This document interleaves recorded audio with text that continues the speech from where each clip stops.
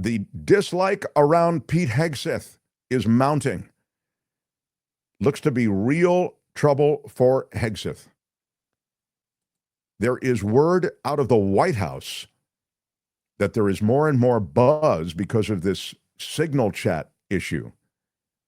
The sensitive military information that was texted on that insecure platform that also included the editor-in-chief at The Atlantic. And behind the scenes, the Pentagon is actually, populated by people who are questioning Pete Hegseth. This is military leadership that he's supposed to be so good with. Officials agree National Security Advisor Mike Waltz, who accidentally invited a journalist to a group chat with senior leaders, could more easily take the fall for the scandal because it's embarrassed the administration, and that may end up sparing Hegseth's job, notes Politico. But Republican hawks and Pentagon officials, and even some inside the White House, now believe Hegseth also messed up by sending likely classified details from his phone. And that has the potential to undermine his credibility in this administration. He just looks really inexperienced and silly. That's because he is inexperienced and silly. Yeah. Yeah. Now, Trump likes Hegseth a lot. He is a tough talker. He takes on the media in a tough way. He's kind of unflappable. He is a strong liar. You'll remember he comes off the plane in Hawaii and he says, it didn't happen. This is a widely discredited journalist who makes this claim about this thing. By the time he got off the plane, it already had been acknowledged.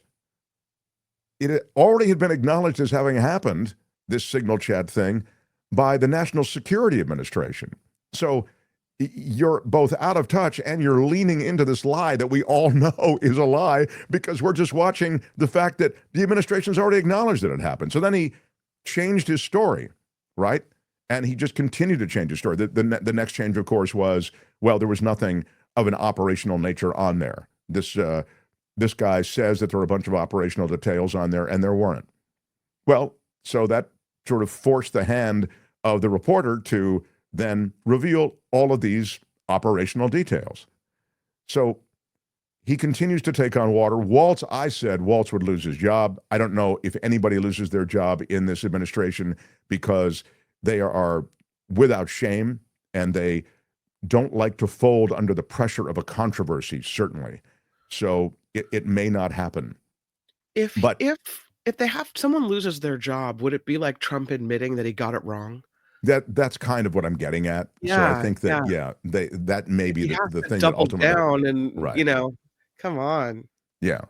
So the last thing I'll say about Pete Hegseth is this is a guy who likes the flex.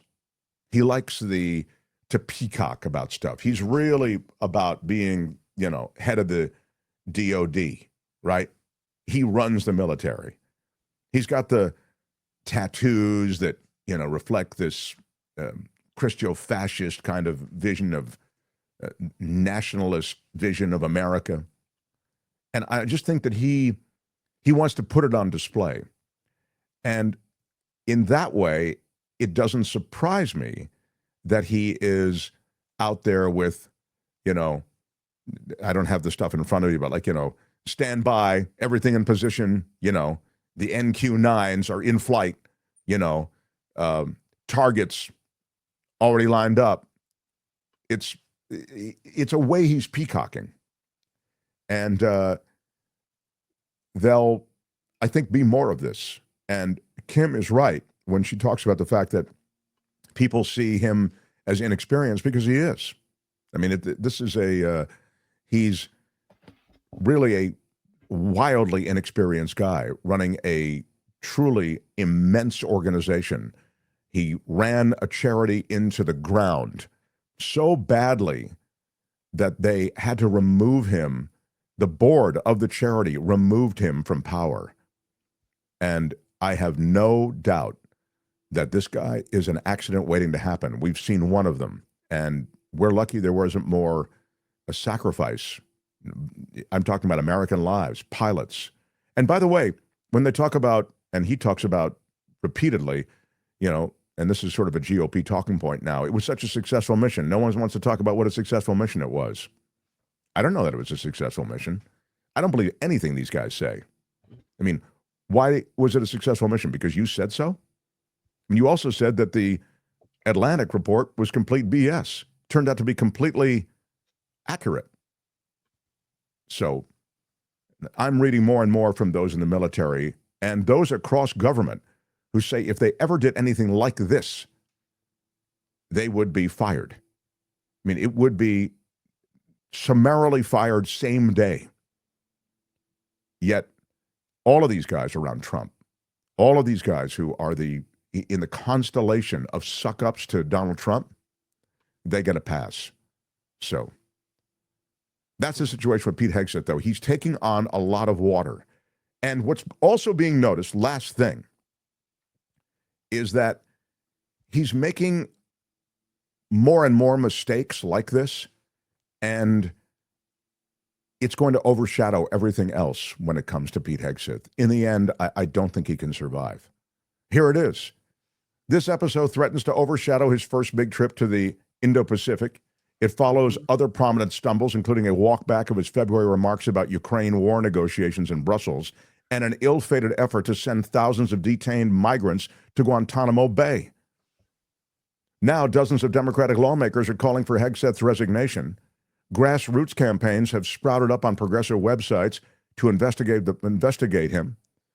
And the Senate Armed Services Committee leaders have launched a bipartisan probe into this episode. And you know, the judge in Washington has asked that all of those communications on that signal chat be preserved because there was a lawsuit, we spoke of this the last couple of days, regarding using this platform for any communications that are official. And the reason for that is those records belong to the American people. So even though the American people may not see them because they're classified, they do have to be kept. They have to be archived. And they're not being if they're being erased off a signal chat. So that lawsuit is continuing. That watchdog group brought that lawsuit, and now the judge is saying, hey, I want all of that stuff preserved now to see if that is stuff relevant to an archivist for the American government.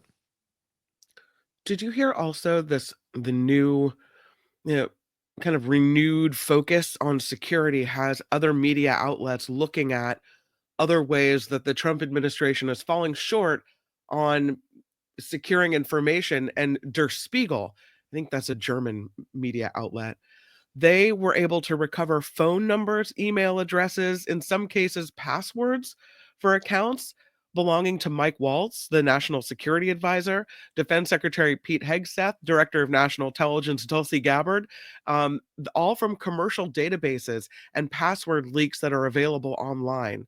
So perhaps security is quite lax with these folks. I mean, you have to know that if you're an adversary of America, and now apparently, you know, everybody's an adversary of America since we pretty much flipped the bird to the world, you have to know that, you know, the top officials of this administration are incredibly vulnerable. It means that the information over which they're supposed to preside, that's vulnerable as well. And so, yeah, I mean, the Venmo stuff that they got, you know, Kim, was sort of in that same flavor. You know, they went after their Venmo accounts were public. You know, you can, this is a thing about Venmo, there's a little feature in settings, and if you don't click privacy, all of your various interactions and payments are public. Right. And in this case, they were public. Waltz's were public. Who else is it? I want to say Hegseth's might have been as well. Here's one of the things they say, that Der Spiegel was able to get Waltz's number and email, match it to accounts on Microsoft Teams, LinkedIn, WhatsApp, and Signal. And after they contacted Waltz on WhatsApp, both accounts went dark. So it took them to do that, and then him to go, I guess that's a problem. I mean, for me, when Crazy. you're talking about Venmo, I don't think if my account is set to public, no one cares that I collected money for a teacher's gift because I'm insignificant in the national security game. But if you're the director of national intelligence, you don't want any of your payment information public. Well, Nothing one of public. the one of the maybe you can find this, Albert or Kim. One of the Venmo records had like an eggplant emoji. A couple of eggplant. It was like Oh my a god. yeah. It was sort of suggestive that somebody was paid for sex. You know what I Well, mean? wasn't that an Um, issue wasn't that an issue when Hegseth went before Congress for confirmation hearings? They found, online payments of him paying hookers or yeah. underage girls So or whatever it right, was, everything's right on allegedly. brand. Yeah. Yeah. But again, look, you've got to have somebody who is going to enforce these laws and enforce some standard. We don't have any kind of standard being enforced. Look, the Espionage Act had suggested that this signal group discussing attack plans probably violated the Espionage Act. Yeah. And I mentioned the public records laws. I mean, you legally must retain these records. But if nobody holds them to account, then they get away with it. So it being illegal just sort of becomes a footnote. It's a troubling trend, but it's kind of where we are with this administration. So that's where we are in Pete Hegseth, though. The dislike for Pete Hegseth is mounting. The issues for him, the mistakes that he's part of, the missteps, willful, like when he's talking about Ukraine, and then the accidental when he is presiding over national security matters and then lying to the public about it. That's all beginning to stack up. And so we'll see. I think he'll survive for a while because Trump likes his fighting spirit. I think Trump really liked the fact that he fought back against the sexual abuse allegations, the payment of that woman in Monterey around that entire sexual abuse, both accusation and there was a police report filed. So Trump, I mean, based on everything we know about Trump, likes the fact that a guy like Hegseth fights back against that. And indeed, he triumphed and got confirmed for many reasons that had less to do with his qualifications and more to do with the leverage that Trump had over the party. So. The Mark Thompson Show. It was great. I loved it. How would you handle this? We could try ignoring it, sir. Morning. You cannot say you love your country. Where are my weed smokers at? Stay at home and get baked. I don't know if anybody saw the latest slapdown that Marjorie Taylor Greene had with a foreign journalist, but we'll play it for Avila and Shur. You know, Avila, the longtime White House correspondent, lead White House correspondent for ABC News. I wonder what he thinks of the way journalists are being treated these days. And Michael Shur as well has reported from all around the world in every Trump, Biden, Kamala Harris rally you can imagine. Kathleen Bryant, a big shout out to you. Thank you for the super sticker, a $20 super sticker, $19.99 goes right into Big shout out. a revenue stream that we desperately need to improve upon. Shelley Pollard with a $50 super sticker. Are you kidding, Shelley? Big shout out. Shelley could be my new favorite person, Kim. She really could be. I'm Shelley Pollard. I'm not gonna cry. I'm not gonna cry. Not going to cry, but I'm just going to say substantial. Thank you. I'm not gonna cry. I'm not gonna cry. Scott Rittenberg with a $20 super chat. Thank you, Scott. If 47 shuts down the Star Trek Enterprise exhibit because Stacey Abrams played a role as the president of the Earth in the 33rd century, I will definitely march and protest. Wow. Yeah. That's a... Look, Smithsonian first, Star Trek Museum second. Daniel for the $50 super chat. Thank you, Daniel. Thank you all for your commitment to providing us with sanity in insane times. Thank you, my friend. Daniel, big shout out to you. Big shout out. Really appreciate it and appreciate the support. You know, we're an independent media platform, so we really depend on our viewers, and we're crowd-funded. So those in the crowd who fund, we make a big deal out of. West Theory with a $5 super sticker, one of the OGs. Big shout out. Yeah, big shout out.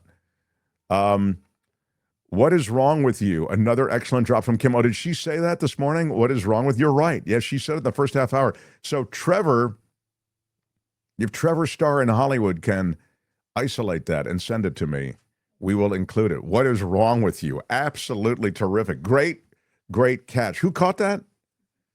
Whoever caught that is really on it. That was really good. Yeah, we'll get to if this stuff, who said this, Frank? If this stuff wasn't serious, it would be hilarious. Be beyond hilarious. Exactly. I mean, this is just the gang that couldn't shoot straight. I mean, it is truly effed up, and there's scary stuff ahead. I will discuss next week. The whole Curtis Yarvin monarchist CEO plan to dismantle government is what's being pursued by these people. It's serious, and there are things we can do to stop it. And right now, the courts are stopping a little bit of the bleeding, but we'll have to see how everything proceeds from here. This has only been the first 2 months. Corey Pearson's Spy World says, the honeymoon's over and the pattern's crystal clear. Pete's not built for the pressure cooker. When Pentagon brass start whispering, the exit signs light up fast. Yeah, I think this is interesting, this point you make, because it is true that the Pentagon is where you're hearing more and more rumblings about this guy not being up for it, that Hegseth is just in so far over his head. And there'll be more and more evidence of this. We've just cited a few in the last few months, right? But he is so far over his head that we're going to, I think, see way, way more of this. So, hi, it's Mark, and I thought that was great. Hit the notification bell. You'll know whenever there's a new video being dropped, and please subscribe to our channel to help us save the universe.